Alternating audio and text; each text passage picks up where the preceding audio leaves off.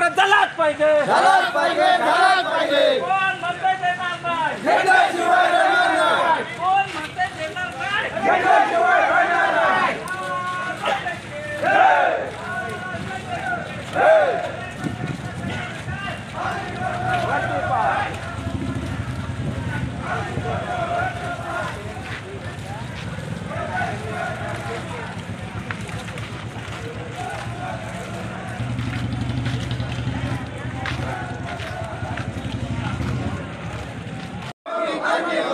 तो तुमको करना होगा, नहीं देंगे तो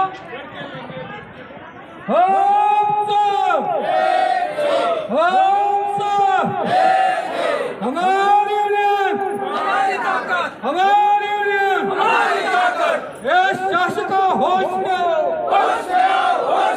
ये शासकों होश में आओ, बात करो, बात तो तुमको करनी होगी, करनी होगी, करनी होगी, बात तो तुमको करनी होगी, करनी होगी, करनी होगी। न्याय तो तुमको देना होगा, देना होगा, देना होगा, न्याय तो तुमको देना होगा, देना होगा, देना होगा।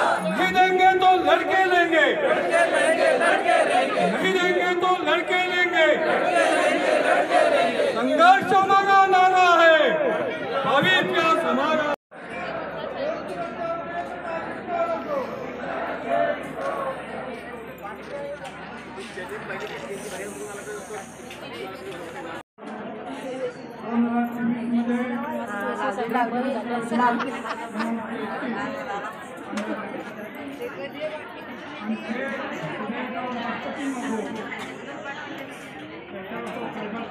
राष्ट्रवादी ठाणे पालघर जिल्हा कमिटी 22 एप्रिल 2025 रोजी तहसील कार्यालयावर धडक मोर्चा कम्युनिस्ट पक्षाच्या वतीने आज इथं आलेला आहे।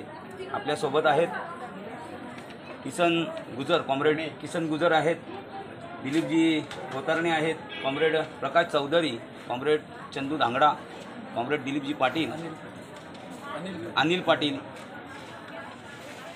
आज जो मोर्चा आला आहे हा मोर्चा देवेंद्र फडणवीसच्या सरकारने विधानसभेत जे जनसुरक्षा विधेयक सादर केले ते जनसुरक्षा विधेयक रद्द झाले पाहिजे, मागे घेतले पाहिजे, ही पहिली आणि प्रमुख मागणी आमच्या ह्या मोर्चाची आहे।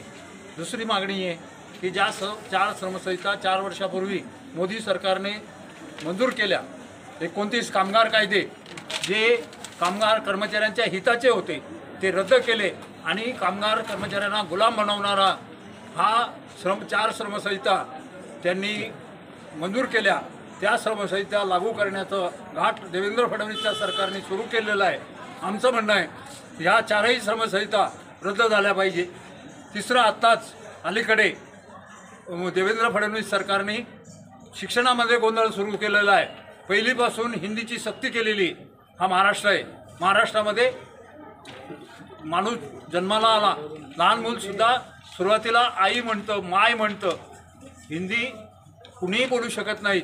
आज जे कर्मचारी आहे त्याच्यामध्ये 90% नाही 99% मराठी बोलणारे आहे, तरी हिंदीची सक्ती ही अनाकलनीय आहे। मराठीची सक्ती केली असती आणि केली आहे ते चालतं आहे। 5वीपासून हिंदी आहे, 5वीपासून इंग्रजी आहे। मग आमचं म्हणणं आहे की यांनी इंग्रजी पण सक्तीची करावी किंवा हिंदी रद्द करावी आणि इंग्रजी पण रद्द करावी। जनसुरक्षा कायदा जो आहे हा 1928 साली ब्रिटिशांनी आणला होता आणि त्याच वेळेला ट्रेड डिस्प्यूट बिल आणलं होतं, जसं आता श्रमसंहिता अंमलबजावणीसाठी आणलेले आहेत। ह्या जनसुरक्षा कायदा आणि ट्रेड डिस्प्यूटच्या विरोधात त्यावेळेला शहीद भगतसिंग, राजगुरू बटुकेश्वर दत्त यांनी तिथल्या बहिऱ्यांना जागा करण्यासाठी संसदेत बॉम्ब फोडला होता। तेच विधेयक आज इथे फडणवीस सरकारने अंमलबजावणीसाठी आणलेलं आहे। आमचं म्हणणं आहे की फडणवीस सरकार जागे व्हा, हे तुम्ही विधेयक पास कराल तर लोकशाही संपवाल।